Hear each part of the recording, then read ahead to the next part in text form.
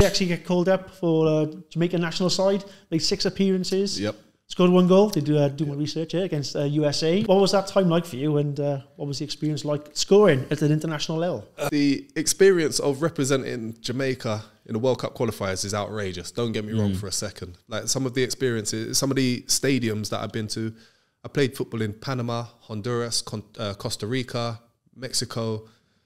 Like, it's nuts. Like the atmosphere over there is something completely different to what we're used to.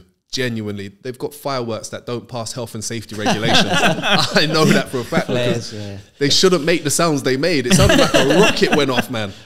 Flipping scared the life out of me, honestly. But just watching international players, Chicharito, Tim Cahill, Clint Dempsey,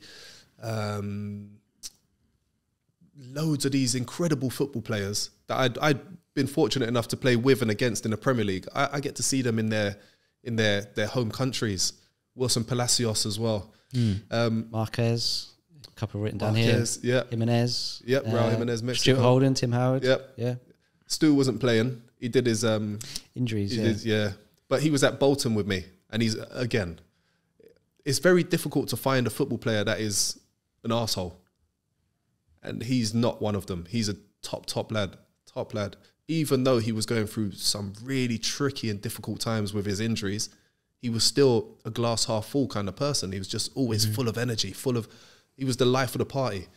And he works in media now over in the States, and you can see the energy that he exudes. He's fantastic, you know. But those experiences for the national team for me were amazing, but they would have been better if the manager played me in a forward position. I remember my first training session, and he was a new guy, and he said, right,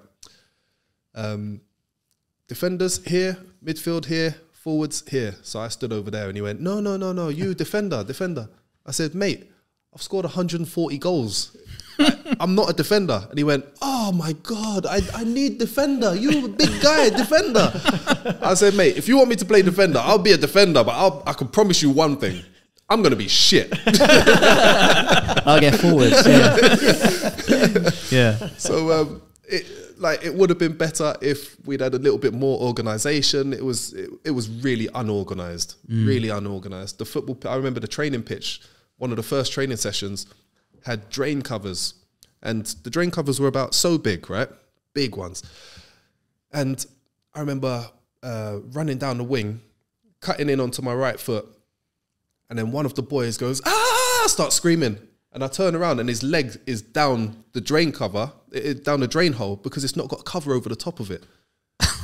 I was like, mate, are you joking? And then I started focusing on the pitch. Like, these are things you don't think about looking for. Yeah. I started looking, and there's a hole on that one. There's a hole over there. I'm thinking, mate, if I broke my leg or something, what does that do? Yeah. So I guess you were bringing that professional outlook. Trying to. Yeah. Okay. Trying to. We had a good mixture of the Jamaican-born players and the foreign-born players, myself falling into that category.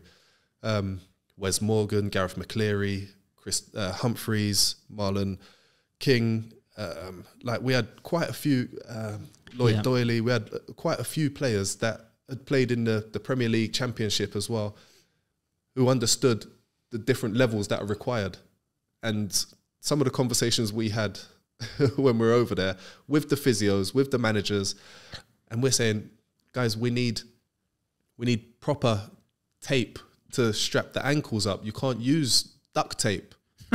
Like, it doesn't work like that. You know? Just some of the experience was just bonkers. And I do wish that it was a bit more professional in that aspect, but at the same time, from where it was when I was there to where it is now, obviously you haven't still speak to a lot of the guys. Yeah, it's come on leaps and bounds. So I like to think that because of some of the conversations that we've had during my time there, we've helped them to get on the right path. Mm-hmm.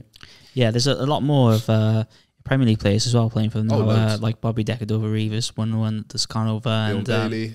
Leon Bailey. So it is stepping up in professionalism, and I don't think it'll be too long before they start qualifying for major tournaments. Definitely. Do you remember your goal that you scored in Of particular? course I do. Of course I You sound do. like Tim you- Howard was in goal. Of course I remember it. Yeah. Do you know what? So we had a free kick on the far side of the pitch, and I remember Clint Dempsey was marking me. I don't know why, right? But he kept on pulling me and grabbing me, and I threw an elbow at his ribs.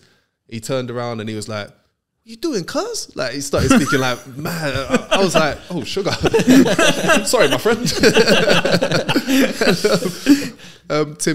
Tim Howard came over and said, "Right, Clint, it's fine, he's fine." He went, "He's not fine, man. He's an asshole, man."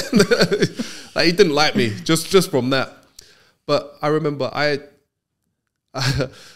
caught eyes with who was taking a free kick. I can't remember who it was now. And I gave him another little nudge, and he looked at me. And as he looked at me, I made my movement in front of him. The ball came over, nodded it in. A little glancing header, far post, it went in. I was absolutely over the moon, man. Yeah. Over the moon. And he saw me on the next set piece. So once I scored and celebrated with the fans, the ball's gone back to the centre circle, and he's taking kickoff, and he looks at me and goes, "Fair enough." You did, yeah. You got me. Yeah. Distracted him just long enough. If we were given the opportunity to play our games, we would have qualified without an issue. But because they wanted to bring in all of the homegrown players to appease the locals, it was detrimental to us. And that was the most frustrating part, because without sounding disrespectful, they weren't up to the level that was required to represent your national side. And it was to the detriment of us qualifying. Even if you did have 11 players who played football in England, the other 11 players homegrown, they would have had so much They could have learned away a lot from us, from spending that time, in a major tournament. That would have been a massive experience. So, Do you know what was bizarre, right? So I was one of the players that was taken out of the one of the playoff games, and the guy that I was replaced by, the year before, he'd been shot a couple of times. He's got like a bullet hole wound in his cheek, and he was playing for the local side. And literally every week they get into a fight.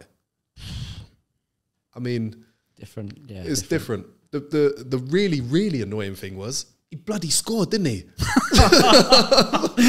So I'm sitting on the bench, I'm like, this guy is rubbish. Oh, what a goal! What a goal! It broke a little bit of me out, mate. I'm telling you. Great memories, I bet. Some incredible ones. Yeah.